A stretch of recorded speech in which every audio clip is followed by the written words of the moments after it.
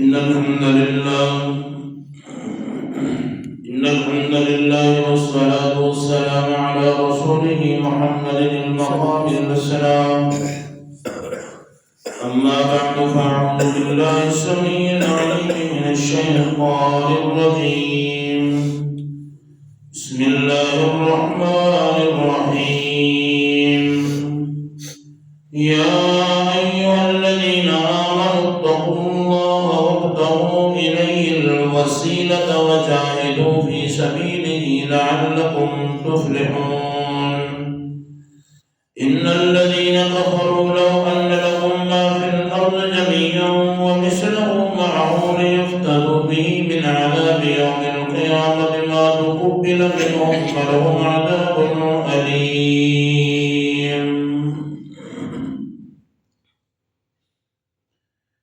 یا ایھا الذین آمنوا اتقوا اللہ، اے ایمان والو اللہ سے ڈر جاؤ، متقی بن جاؤ، تقوی اختیار کرو، پرہیزگاری اختیار کرو. وابتغوا الیہ الوسیلہ، اور تلاش کرو اس کی طرف کسی وسیلے کو. بخشش کروانی ہے تو دعا مانگو، عبادت کرو، اس کے احکام مانو. سبب جو اللہ نے بنائے ہیں جنت میں جانے کے وہ کیا ہے؟ قرآن مقدس ہے، احادیث محمد رسول اللہ صلی اللہ علیہ وسلم. ان اسباب کو یہاں لفظ وسیلہ کہا گیا ہے. وسیلے کا معنی ویسے اسباب ہی ہوتا ہے. اللہ کی ذات بغیر اسباب کے سارا کچھ کر سکتی ہے، لیکن مخلوقات کے لیے اللہ نے اسباب بنائے. کان لگائے ہیں یہ سبب ہے سننا، ناک لگایا ہے سبب ہے سونگنا، آنکھ لگائی ہے سبب ہے دیکھنا، زبان ہے سبب ہے بولنا. لیکن یہ سارے کے سارے اسباب اللہ نے بنائے ہیں ما تحت الاسباب اور ما فوق الاسباب. ما فوق الاسباب صرف اللہ کی ذات ہے، ما تحت الاسباب اللہ نے ہمیں بنائے. یہ دو چیزیں ہیں جو میں نے آپ کو ایاک نعبد و ایاک نستعین کے اندر بھی پڑھائی تھی.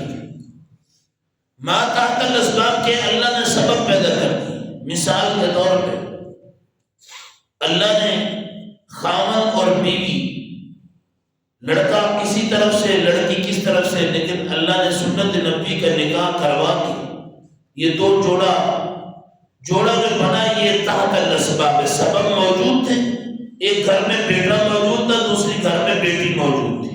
یہ دو سبب موجود تھے، ان کا جوڑ اللہ کے حکم سے بن گیا. یہ ما تحت الاسباب ہے. اب ان کے اندر جو اولاد پیدا ہونی وہ کس نے دے دی؟ اللہ نے دے دی ہے. اگر نہ دے تو ما فوق الاسباب ہے. اگر دے دے تو اس نے سبب پیدا کیے وہ دے سکتا ہے، اگر نہ دے تو وہ مرضی کا مالک. انسان اب جوڑا بن گیا، مرد بھی صحت مند ہے، عورت بھی صحت مند ہے، کوئی بیماری نہیں ہے، سارا کچھ ہے، پھر بھی اولاد نہیں ہے. پھر بھی اولاد نہیں ہے. کون دینے والا ہے؟ اللہ دینے والا ہے. یہاں بولے میں یشاء، اللہ جسے چاہے عطا کرتا ہے. یہ ما تحت الاسباب سبب موجود ہے، لیکن ما فوق الاسباب کی مرضی ہے وہ دے یا نہ دے. یہ اصل میں وسیلہ ہے. لیکن وسیلہ جس وسیلے کو ہم نے بنایا دنیا کے اندر وہ وسیلہ حرام ہے. اولیاء کا وسیلہ دینا، قبروں کا وسیلہ دینا، محمد رسول اللہ صلی اللہ علیہ وسلم کا وسیلہ دینا یا کسی پیغمبر کا وسیلہ دینا بالکل شرک ہے، خلاف سنت ہے، خلاف شریعت ہے. انسان اب دعا کے اندر کہہ رہا ہے اللہ یہ ساری کی ساری دعائیں، یہ سارے ہمارے معاملات محمد کے واسطے قبول فرما. یہ بالکل قرآن کے خلاف ہے. قرآن سمجھا ہے تو محمد رسول اللہ نے صحابہ کو سمجھایا. صحابہ نے ایسی دعا کبھی نہیں کی. ہاں سنن ابی داؤد کی حدیث ہے، قرآن بھی کہتا ہے قالا ربکم ادعونی استجب لکم. جسے بلانا ہے اپنے رب کو بلانا ہے. ربکم ادعونی استجب لکم. جس وقت بھی آواز دینی ہے اپنے رب کو آواز دینی ہے. کیوں؟ وَنَحْنُ أَقْرَبُ إِلَيْهِ مِنْ حَبْلِ الْوَرِيدِ. وہ اللہ جو ہے وہ تمہارا رب جو ہے تمہاری شاہ رگ سے بھی زیادہ قریب ہے.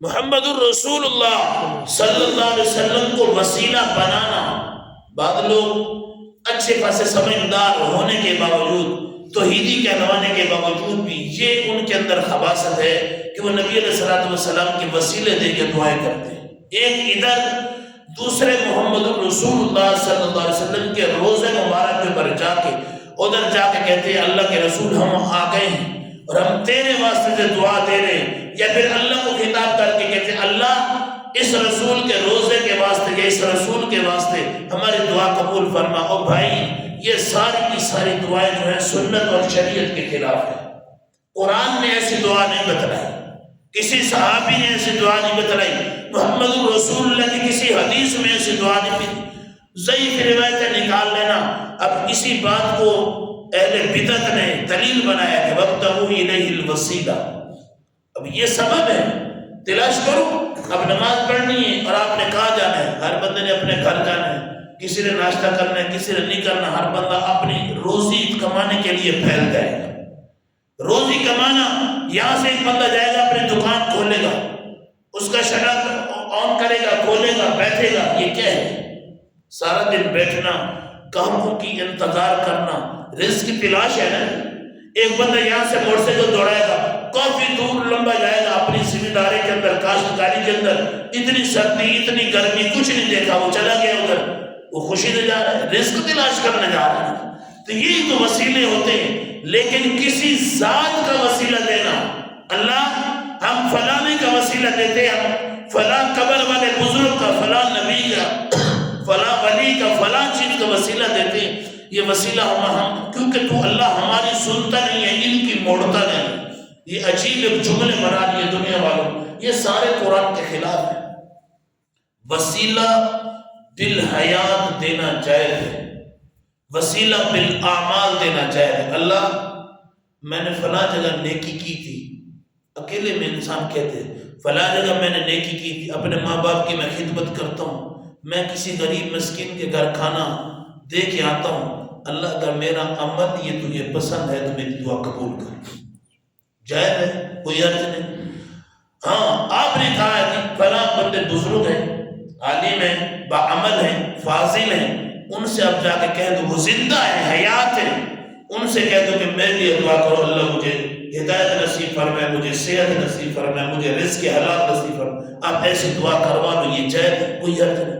لیکن آپ جاؤ اور جا کے وسیلہ بالحیات نہیں، وسیلہ بالممات، موت کے وسیلے دینا یہ کسی طریقے سے بھی شریعت میں جائز نہیں، کسی طریقے سے بھی، اس کی کسی جگہ سے بھی رخصت نہیں ملتی کہ جا کے بندہ وسیلے دے۔ مختلف قسم کے طریقے نکالے ہیں اور ادھر سے بیٹھ کے کوئی ادھر جا کے کوئی کشف القبور ہے، کوئی کشف الصدور ہے، مختلف قسم کے فتنے نکال کے انہوں نے عبادت کو خراب کیا ہے، یہ سارے کے سارے طریقے شریعت کے خلاف ہیں۔ تو فرمایا ایمان والو اللہ سے ڈر جاؤ، وابتغوا الیہ الوسیلہ، اور تلاش کرو جتنے اسباب اللہ نے پیدا کیے رزق کی انہیں تلاش کرو، وجاہدوا فی سبیلہ، اور اس کے راستے میں جہاد کرو۔ جہاد کا معنی ہوتا ہے کوشش کرنا۔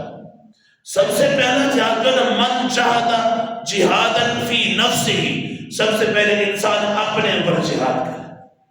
دل جو ہے، دل یہ میری مانتا ہے کہ نہیں مانتا، یا مجھے دل نے اپنے پیچھے لگایا کہ میں دل کی مانے جا رہا ہوں، میرا دل جو کہتا ہے کہ یہ بات ٹھیک نہیں ہے، حالانکہ وہ شریعت میں ٹھیک ہوتی ہے، میرا دل نہیں مانتا، میں دل کی مان رہا ہوں یا شریعت کی مان رہا ہوں، دل کے مانے جا رہا ہوں یا اللہ اس کے رسول کی مان رہا ہوں۔ اس بات کے اوپر جو جہاد ہے، دل کو شکست دو، دل کو ہرا دو، اپنے نفس کے اوپر۔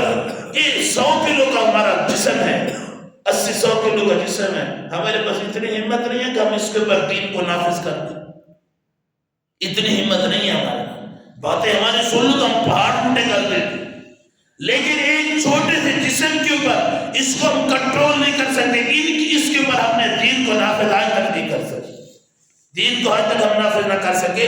تو پہلے من جہاد جہادا فی نفسی، اپنے نفس کے اوپر جہاد لگ کہ میری مرضی شریعت کے آگے تو نہیں آ جاتی، حدیث کے سامنے میری عقل تو نہیں آ جاتی، حدیث کے سامنے میری برادری تو نہیں آ جاتی۔ یہ ساری کی ساری باتیں اپنے جہاد جو اپنے نفس پہ کرو گے، باقی رہا وجاہدوا فی سبیلہ، اس کے بعد فی سبیل اللہ جہاد ہے، اللہ کے راستے میں انسان کے دل میں توحید ہی نہ ہو، اور وہ میدان جنگ میں کیا کھڑا ہے، وہ مر جائے، قتل ہو جائے، وہ شہید ہو جائے، کبھی بھی نہیں ہو سکتا۔ انسان بدعتی ہے اور جنگ کے اندر جہاد میں کافروں کے خلاف بھی لڑ رہا ہے لیکن بدعتی ہے، تمہارا کیا خیال ہے وہ شہید ہو جائے گا؟ کبھی بھی شہید نہیں ہو سکتا۔ پہلے اپنے اوپر قرآن و حدیث، قرآن و سنت نافذ کر، اپنے اوپر بنا، اسی کے مطابق عقیدہ، نظریہ، مشن، منہج، سارا کچھ کردار، مزاج اسی کے مطابق ہوگا، تب جا پھر جو قدم اٹھائے گا اللہ قدم کے بدلے بھی 10 نیکیاں نصیب فرمائے۔ وَجَاهِدُوا فِي سَبِيلِهِ، اور اللہ کے راستے میں جہاد کرو، لَعَلَّكُمْ تُفْلِحُونَ، شاید کہ تم قیامت والے دن کامیابی حاصل کر جاؤ۔ تو اللہ سے دعا ہے اللہ یہ سارے معاملات شریعت کے مطابق کرنے کی توفیق نصیب فرمائے۔ اللہ قیامت والے دن میدان محشر میں تمام مسلمانوں کو اللہ فلاح نصیب فرمائے، کامیابی نصیب فرمائے۔ آخر دعوانا الحمدللہ۔